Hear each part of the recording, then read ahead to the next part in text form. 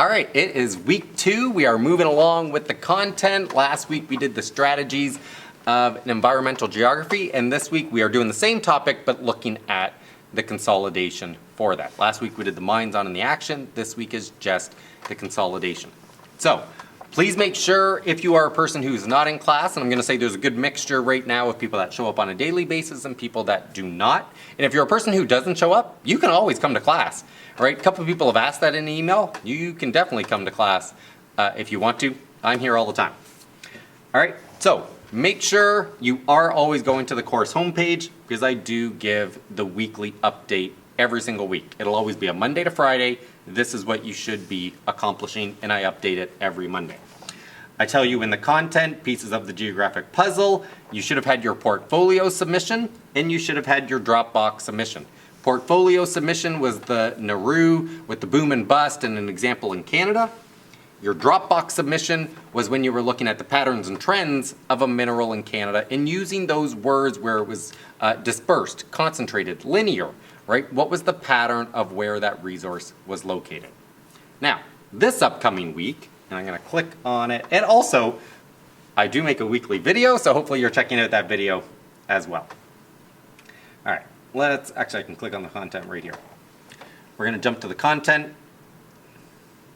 If you did not know, you can always click on the little tab here at the top and it's going to jump right to the consolidation.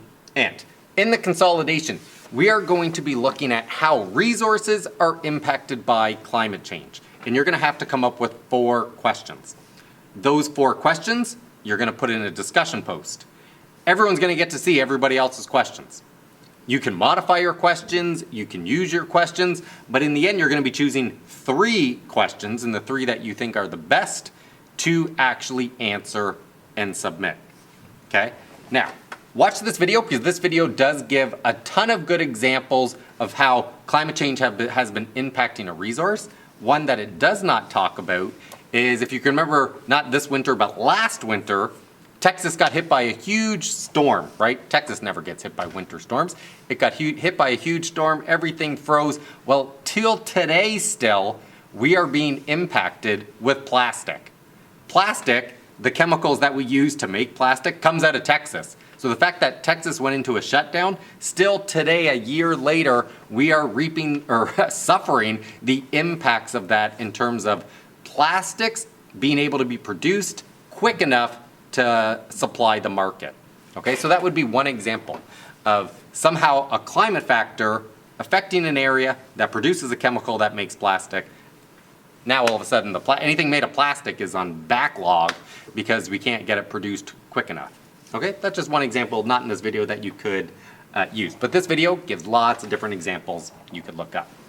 Now, one thing you may or may not have done, and I'm gonna rewind a little bit, is to look at this part because there wasn't something you had to physically do and submit. So odds are you might have skipped it. But it is that geo-inquiry process with coming up with good questions, right? So when I'm saying you're gonna come up with 4 questions, I don't want just 4 random questions. I want your questions to be a factual question, an analytical question, an application or synthesis question, and a predictive question. And right then when I'm saying that, if you're like, I don't know what that would possibly look like, I want you to look at the chart, right? Because it's gonna give you the words in which each one will relate to the different categories. So don't just come up with 4 random ones, come up with these 4 main categories, 1 for each one. That's a way to make, even for all your projects, when you're in your other classes and your teachers say, you gotta come up with questions, right? And you're like, what's a question? Well, start to break it down. Think of things in terms of categories of how you should be answering them, right? Even for a lot of your projects, right, for the people that were not in class and watching these videos, you should always be following the geographic inquiry model, which is formulating questions, right? That should be the first step. Whatever your topic is, I'm gonna formulate some questions, right? I'm gonna get my brain thinking about it. Then the second step is gathering. I'm gonna gather some facts about that topic. Next step is interpret it, right? I got a bunch of facts, but is there ways and things that I can put them together to group them to similar topics? And sometimes you do that right off the bat when you're gathering, you're automatically interpreting and putting them into certain categories, but that could be the next step. And then you evaluate, right? That's where you are personally saying something about that topic. You've read the information, you've tried to analyze it a little bit and put it into categories, and now you have something that you can say about that topic and then communicate it, which is how you present it. And I'm going to say in this class, I hope you guys come up with all kinds of fun, different ways of presenting your information. Now, one tip, if you've never done an online course, I'm going to show it. So here is a slideshow that you can go through, but right below it says long description, right? And I'm going to go back up to another one. Here's another one where it gives this, and you can click on these, but it says long description.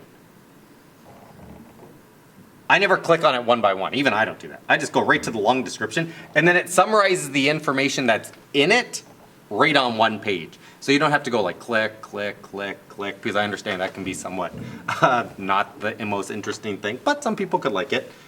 But if you click on long description, it just puts it in like a text, and you can read right through it. So we would go through formulate questions, gather and organize, interpret and analyze, evaluate and draw conclusions, and communicate. And there is your geographic inquiry process. All right, and right now on the screen, I will flash up an example of what a level 4 would look like. And you can see the questions of formulate, analyze, synthesize, and predict. Very good questions that people came up with, nice in-depth questions. And I will put up like a level 3, a little bit shorter, still good, but maybe a little bit shorter and could be developed a little bit further. All right, so once you have that, and hopefully by Monday or Tuesday, the entire class has posted their questions, right? Everyone has posted 4 questions so people can see them. We can get different ideas, different topics. Once again, that may be a brainstorming moment that might take you in a certain direction. That's kind of the advantage of the discussion post, to see what are other people thinking. Because if we were in class, you would hear it, right? Because somebody would say it and it would be like, that's a great question. And then your mind would start to go as well, where this is your brainstorming moment. So as a group, as I just talked about that, we're formulating questions as a group. So that step is done. So let's jump down to, after you've watched the video, you're going to go to the I wonder, and that's where you're going to join the discussion. And you just have to click it, right? And it's going to take you right to the discussion. You're going to put your 4 questions there. Then maybe for Wednesday, Thursday, Friday, each day if you answer 1 question, you're good, right? Once you have chosen your 3 strongest questions, provide a detailed answer to the question that you chose, all right? And then that's going to be it, and you are going to submit your work right there. Once again, if you are a person looking to do your projects in different ways, and I always get excited when I see projects done in different ways, for answering questions, maybe you are a person who's really good at making websites and you put those 3 answers on a website. Maybe you are a person who loves using Canva now and you put it in Canva. If you're a person who wants to make a blog post and you want to record yourself saying the answer. I had someone last year do that for every project and I loved it. Because I'm going to say the first expectation, and I'm going to show it to you way up here under how you get evaluated, right, which is there. In geography, developing transferable skills is an expectation. I get to literally give you marks for demonstrating that you have some transferable skills, which means that you are able to use different softwares, you're able to use different programs, you can navigate that kind of stuff on your own, and if you can show me that, I get to give you marks for that, which is why I love seeing projects done in all different ways. Same thing in class, which, you know, if you're a person in class and we're doing the escape room, right? Being able to do things and have transferable skills, whether it's communication skills, working skills with other people, actually able to figure things out, I get to give you marks for it, which is why I love teaching this course, because that's an awesome expectation to have. All right, and if you haven't looked through this, you can see it. It is on in our content. Under important information, it says standard-based assessment of all the expectations that we're going to hit this semester. Okay? So, other than that, and I'm going to, one last thing. You guys, when I go through people logging on to the hub, you guys are doing fantastic. This is a big class total. We got like 30 people. But when I go through the list and see, you know, who's not accessing the hub, You guys are accessing the hub and accessing the course all the time, which is great to see, right? So although I don't get to see you in class every day, I do know that you are logging onto the hub and taking part, which I love, okay? All right, guys, if anybody has any questions, swing by anytime. I'm always here. Later, guys.